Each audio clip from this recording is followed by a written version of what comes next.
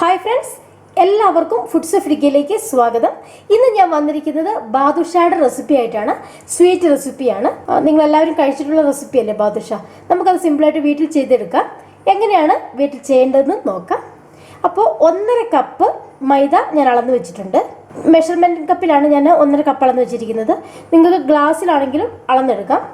ഈ 1.5 cup മൈദയിലേക്ക് 1 table spoon പഞ്ചസാര, 1/2 teaspoon baking powder, 1/2 teaspoon baking powder. നമുക്ക് മൈദ ഒന്ന് മിക്സ് ചെയ്യാം. ബേക്കിംഗ് പൗഡർ എല്ലാ സ്ഥലത്തും ഒന്നാവട്ടെ. അടുത്തായിട്ട് ഞാൻ ഇതിലേക്ക് ചേർത്ത് കൊടുക്കാൻ പോകുന്നത് 5 ടേബിൾ സ്പൂൺ നെയ്യാണ്. 5 ടേബിൾ സ്പൂൺ. നമുക്കിനി ഇത് കൈ വെച്ചിട്ട് നന്നായിട്ടത് മിക്സ് ചെയ്യാം. 5 ടേബിൾ സ്പൂൺ നെയ്യ്. അതുപോലെ നമ്മൾ ഷുഗർ സിറപ്പിലൊക്കെ ഇട്ട് ആണ് തയ്യാറാക്കുന്നത്. സ്വീറ്റ് റെസിപ്പിയാണ്, നമ്മൾ ഒരുപാട് കഴിക്കത്തില്ലല്ലോ. നെയ്യും ഷുഗറും ഒക്കെ നന്നായിട്ട് ചേർന്നുള്ള റെസിപ്പിയാണ്.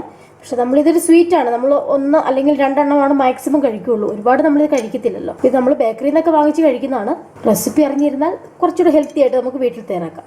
അപ്പോൾ ആ നെയ്യുമായിട്ട് ആ മൈദ ഞാൻ നന്നായിട്ട് യോജിപ്പിച്ചിട്ടുണ്ട്. ഈ മാവ് ഒന്ന് പ്രസ് ചെയ്ത് കൊടുക്കുമ്പോൾ ഒന്ന് ബോളായി വരുന്ന പാകത്തിന് നെയ്യിൽ നമ്മളിത് മിക്സ് ചെയ്തെടുത്തിട്ടുണ്ട്. പൊടിയാണ്, എന്നാലും ഒന്ന് ചെറുതായിട്ട് ഉരുണ്ട് വരും, അത്രയായിട്ടുണ്ട്. ഇതൊരു 1/2 കപ്പ് തൈരാണ്. ഈ തൈര് ചേർത്ത് നമുക്കൊന്ന് കുഴച്ചെടുക്കാം.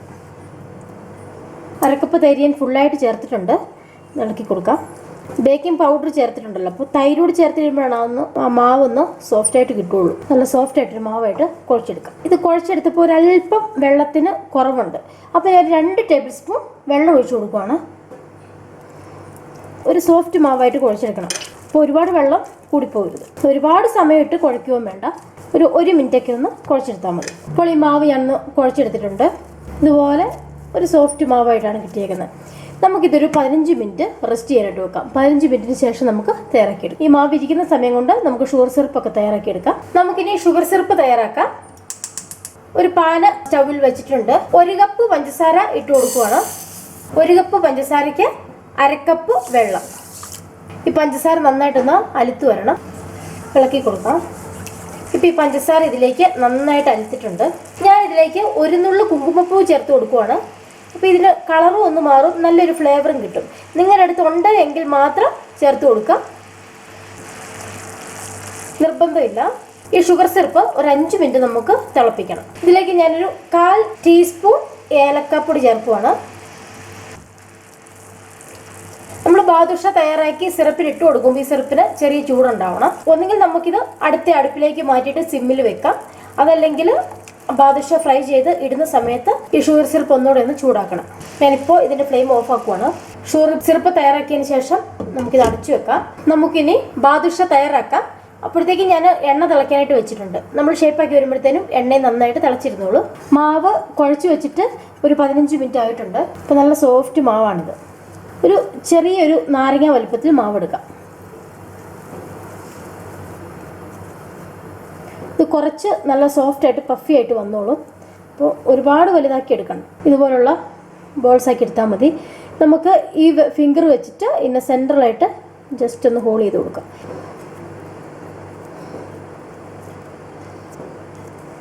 ഇത്രയും മതി. ഇതുപോലെ ഫുള്ളായിട്ട് തയ്യാറാക്കിയെടുക്കാം. ഇതുപോലെ ഞാൻ ഈ മാവ് ഫുള്ളായിട്ടൊന്ന് ഷേപ്പാക്കി വരാം. അടുത്തതായിട്ട് നമുക്ക് ബാദുഷ ഫുള്ളായിട്ട് ഫ്രൈ ചെയ്തെടുക്കാം. നല്ല തിളച്ച എണ്ണയിലേക്ക് വേണം ഇട്ട് കൊടുക്കാൻ. തിരിച്ചും മറിച്ചും ഇട്ട് മൊരിച്ചെടുക്കണം. അപ്പോൾ വറുത്തെടുക്കുമ്പോൾ നമ്മൾ ഈ ഹോൾ ഉണ്ടാക്കി വെച്ചിട്ടുണ്ടല്ലോ, അതൊന്നുകൂടെ ഒന്ന് പ്രസ് ചെയ്തിട്ട് എണ്ണയിലേക്ക് ഇട്ട് കൊടുക്കാം. അതല്ലെങ്കിൽ ഇത് പഫി ആയിട്ട് വരും എണ്ണയിൽ വീണ് കഴിയുമ്പോൾ. അപ്പോൾ ഈ ഹോൾ ഉണ്ടാകത്തില്ല. ഒന്നുകൂടെ ഒന്ന് പ്രസ് ചെയ്ത് കൊടുത്തിട്ട് എണ്ണയിലേക്ക് ഇട്ട് കൊടുക്കാം. ഉൾഭാഗമൊക്കെ വെന്ത് വരണം. നല്ല തിളച്ച എണ്ണയിൽ ഇട്ടതിന് ശേഷം തീ ഒന്ന് കുറച്ച് വെക്കാം. കണ്ട് ഇവിടെയൊക്കെ പൊന്തി വരുന്നതല്ല. കളറും ഒന്ന് മാറി വരണം. നമ്മുടെ ബാദുഷയുടെ ഒരു കളർ ഉണ്ടല്ലോ, ആ കളറിലേക്ക് മാറി വരണം. അപ്പോൾ തീ ഒരുപാട് ഇട്ടിട്ട് കരിഞ്ഞു പോകരുത്. ഇത് കളറൊക്കെ മാറി വന്നിട്ടുണ്ട്. ഉൾഭാഗമൊക്കെ വെന്തിട്ടുണ്ട്. ഇത് കോരിയെടുക്കാം. പുറം നല്ല മൊരിഞ്ഞിട്ടും ഉൾഭാഗം നല്ല സോഫ്റ്റ് ആയിട്ടുമാണ് ഇരിക്കുന്നത്. മുറിച്ച് കാണിച്ചാൽ ഇത് നമ്മൾ തയ്യാറാക്കി വെച്ചിരിക്കുന്ന ഷുഗർ സിറപ്പാണ്. ഇതിന് ചെറിയ ചൂടുണ്ട്. ചെറിയ ചൂടുള്ളപ്പം വേണം ഇട്ട് കൊടുക്കാനായിട്ട്. നമുക്ക് ബാദുഷ ഇട്ട് കൊടുക്കാം. 2 സൈഡും ഷുഗർ സിറപ്പിൽ മുക്കിയെടുക്കണം. ഇപ്പോൾ ഞാൻ ആ ഫുൾ ബാദുഷയും ഷുഗർ സിറപ്പിൽ മുക്കി വെച്ചിട്ടുണ്ട്.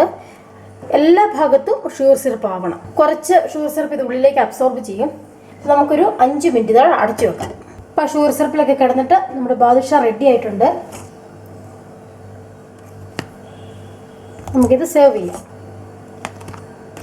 നമുക്ക് ക്രഷ് ചെയ്ത കാഷ്യൂനട്ട് അതല്ലെങ്കിൽ ക്രഷ് ചെയ്ത ബദാം, പിസ്ത എന്തെങ്കിലും വെച്ചിട്ട് ഇതൊന്ന് ഡെക്കറേറ്റ് ചെയ്യാം. ഓപ്ഷനിലാണ്, നിർബന്ധമൊന്നുമില്ല. നിങ്ങൾക്ക് എല്ലാവർക്കും ഈ ബാദുഷ റെസിപ്പി ഇഷ്ടമായെന്ന് കരുതുന്നു. ഇതെല്ലാവരും വീട്ടിലൊന്ന് തയ്യാറാക്കി നോക്കണം. നിങ്ങൾക്ക് എന്തായാലും ഇഷ്ടമാവും. നല്ല പെർഫെക്റ്റ് റെസിപ്പിയാണ്. മറ്റൊരു റെസിപ്പിയുമായിട്ട് നമുക്ക് അടുത്ത ദിവസം കാണാം. Take care. ബൈ.